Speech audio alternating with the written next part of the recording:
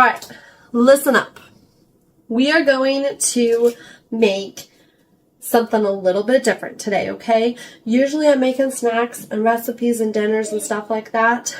But today we are going to make Play-Doh, okay? Welcome back to Kylie's Kitchen. I don't have my apron out right now, but we don't really need it for this. This is going to be super easy, super quick. And if you haven't made homemade Play-Doh before, I definitely 100% highly recommend it. Not only is it budget friendly, it is taste safe. Like, it's not something you want to eat, but it's like made out of all edible ingredients. So if they do put it in their mouths, it is totally, fine. So it's great for the younger kids, the nurse, spicy kids, all of that. It's really great. And it's super easy and fast, and it is 100 times better than store-bought Play-Doh to play with. They love it so much more than just the store-bought Play-Doh.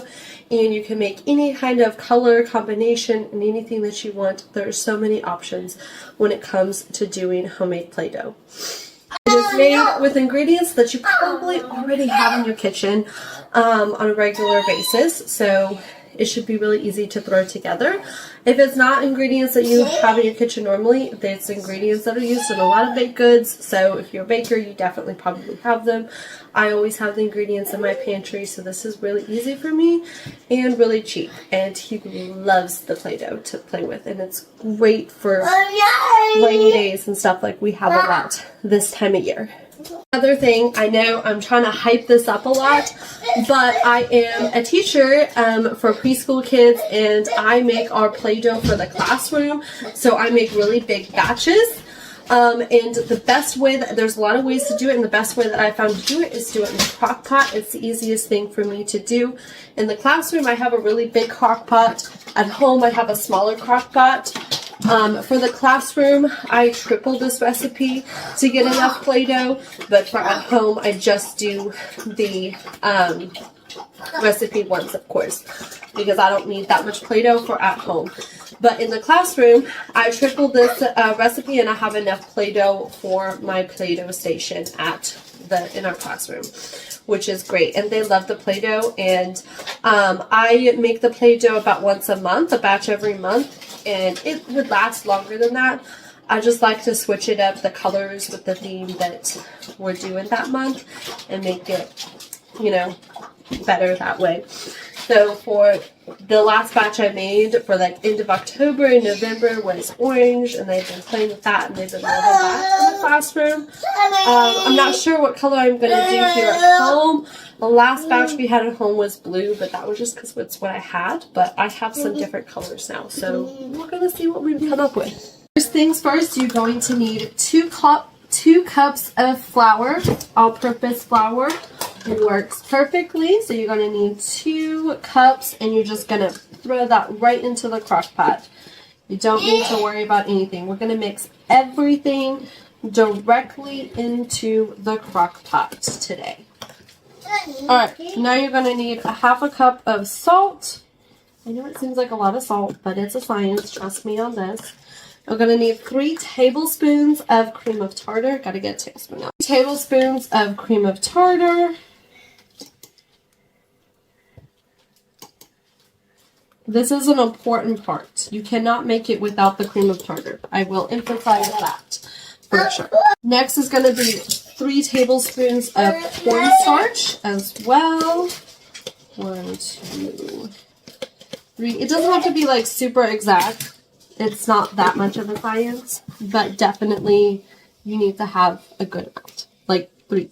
You need to have the 3 tablespoons, no less, but if it's a little bit more, like you don't need to scrape it, like get it exact. That's what I'm trying to say.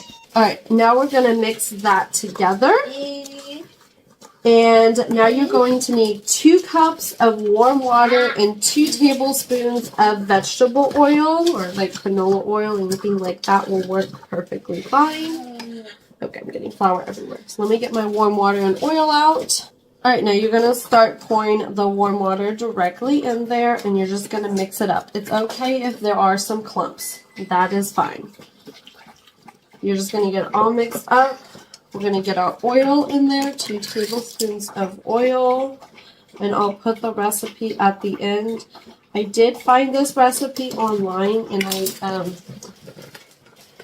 the only thing I did is I left out, like, they put scents and stuff in it, and I don't do that.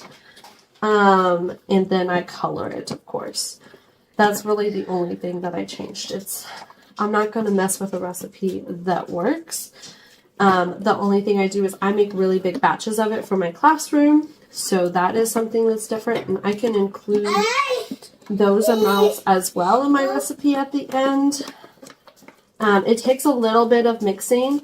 Now, you don't need to worry about a lot of the clumps, but I do like to work out some of the bigger clumps, because as it cooks, then those clumps will kind of stay. And you don't want super clumpiness like that. But once it's mixed, the next part is coloring.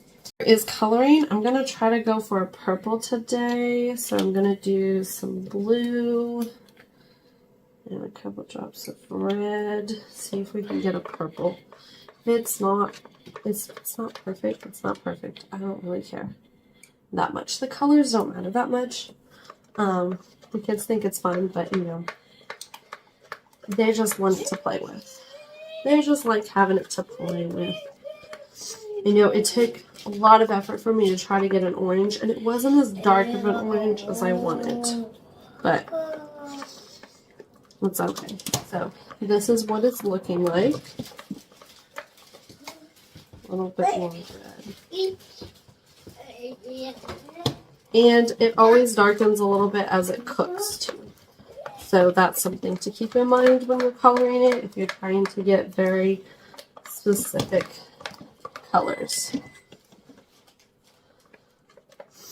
You do want to make sure it's pretty thoroughly mixed, because it's harder to mix when it's all done. Now we are going to cover it and let it cook for 1 hour on high, okay? We don't touch it, we don't stir it, we don't do anything. We just put the lid on, we put it on high, and we let it cook for 1 hour. And then we'll come back for the next step. All right, and we are back, okay?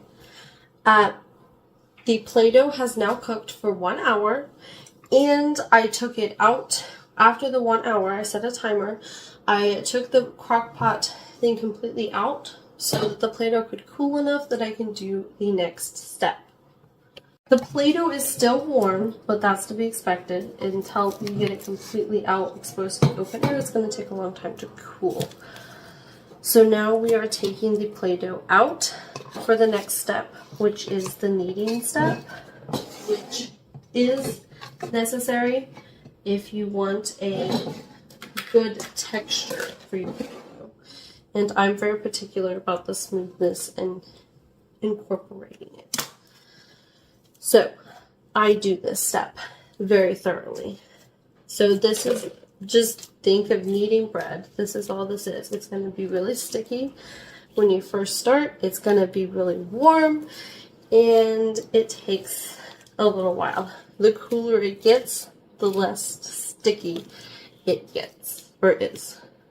If it's too sticky when you first start it, then I will get it out on the counter and just let it sit for a while as it kind of solidifies and continues to cool down, because that usually means it's also a little too warm to work with effectively. So I'm going to let this sit for a little while longer, finish up my movie with my son, and then after he goes to bed, I'm going to try it. Now it is much cooler and much easier to work with. So we're just going to knead this for a few minutes.